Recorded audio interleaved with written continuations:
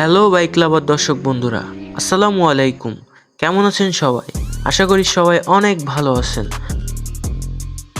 তো বন্ধুরা, আজকে আলোচনার মূল বিষয়বস্তু বাংলাদেশের বাজারে 2025 সালে লঞ্চ হতে চলা ইয়ামাহা আর সিরিজের R15 ভার্সন 5 বাইকটাকে নিয়ে। তো বন্ধুরা, বাইক রিলেটেড নিত্য নতুন আপডেট পাওয়ার জন্য আমার চ্যানেলটিকে অবশ্যই সাবস্ক্রাইব করে পাশে থাকা বেল আইকনটি চেপে রাখুন। আর ভালো লাগলে শেষে একটা লাইক দিতে অবশ্যই ভুলবেন না। ধন্যবাদ। আপনারা জানেন, ইতিমধ্যে বাংলাদেশের মার্কেটে হায়ার সেগমেন্টের ফুল ফ্যাট দুইটা স্পোর্টস বাইক লঞ্চ করা হয়েছে, Suzuki Gixxer SF250 and CF Moto 300 SR। তো এবার ইয়ামাহা কিন্তু অফিসিয়ালি জানিয়ে দিয়েছে 2025 সালের শুরুতেই তারা আর সিরিজের R15 ভার্সন 5 বাইকটা লঞ্চ করা হবে। তো বন্ধুরা, ইয়ামাহা আর সিরিজ বাইকগুলো কিন্তু ফুললি স্পোর্টস বাইক হিসেবে বিল্ড করা হয়ে থাকে। বাইকটাকে অ্যাগ্রেসিভ ডিজাইন ও অ্যারোডাইনামিক শেপের সাথে সুপার স্টাইলিশ একটি লুক দেওয়ার চেষ্টা করেছে ইয়ামাহা কোম্পানি। তবে ইয়ামাহা আর সিরিজ বাইকটা ইউজারদের মনে বিশাল একটি ক্ষোভ ছিল হেড ল্যাম্পের ভিজিবিলিটি নিয়ে। তো সেই কথা মাথায় রেখে কোম্পানি ইয়ামাহা এবার তাদের আর সিরিজের বাইকটাতে দিচ্ছে বড়সড় মাপের ডুয়েল পার্টের LED DRL, এছাড়াও থাকছে বরাবরের মতো স্লিম একটি টেল লাইট এবং ফ্লেক্সিবল LED সিগন্যাল লাইট। তো এবার আসুন বাইকটিতে মূল যে পরিবর্তন করা হয়েছে বাইকের ইঞ্জিন সম্পর্কে আলোচনা করা যাক।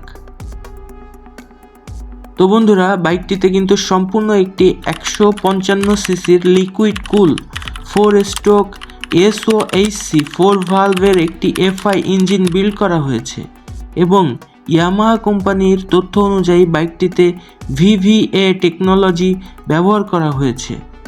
VVA অর্থাৎ ভ্যারিয়েবল ভালভ অ্যাকচুয়েশন সিস্টেম। এটি মূলত নির্দিষ্ট RPM এর জন্য নির্দিষ্ট ফুয়েল কনজিউম করার আধুনিক একটি টেকনোলজি, যেটি ইয়ামাহা ব্যবহার করে থাকে। তো বন্ধুরা, আপনারা যদি এই VVA টেকনোলজি সম্পর্কে কিভাবে কাজ করে বিস্তারিত জানতে চান তাহলে কমেন্ট বক্সে কমেন্ট করে জানান। আমি তাহলে আমার পরবর্তী ভিডিওতে VVA টেকনোলজি সম্পর্কে পূর্ণ বিস্তারিত আলোচনা করব। তো চলুন আমরা এক নজরে দেখে আসি বাইকটির ইঞ্জিনের স্পেসিফিকেশন সম্পর্কে। বাইকটাতে ম্যাক্সিমাম পাওয়ার আউটপুট পাওয়া যাবে 18.4 bhp 10,000 RPM এবং বাইকটির ম্যাক্সিমাম টর্ক রেশিও পাওয়া যাবে 14.2 নিউটন মিটার 7,500 RPM। এছাড়াও বাইকটাতে ইগনিশন সিস্টেম হিসেবে থাকছে TCI অর্থাৎ transistor control ignition.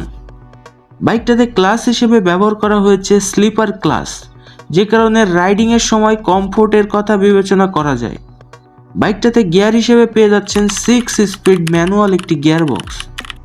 Top speed, Yamaha company claim করছে বাইকটা থেকে সর্বোচ্চ টপ স্পিড পাওয়া যাবে 136 থেকে 140 km/h। যেহেতু বাইকটি ইয়ামাহা কোম্পানির বাইক, সেক্ষেত্রে রাইডিংয়ের সময় এর থেকে একটু বেশি টপ স্পিড পাওয়া যেতে পারে। মাইলেজ, ইয়ামাহা কোম্পানি ক্লেম করছে বাইকটাতে 1 লিটার ফুয়েলে 40 থেকে 45 কিলোমিটারের আশেপাশে মাইলেজ দিয়ে থাকবে।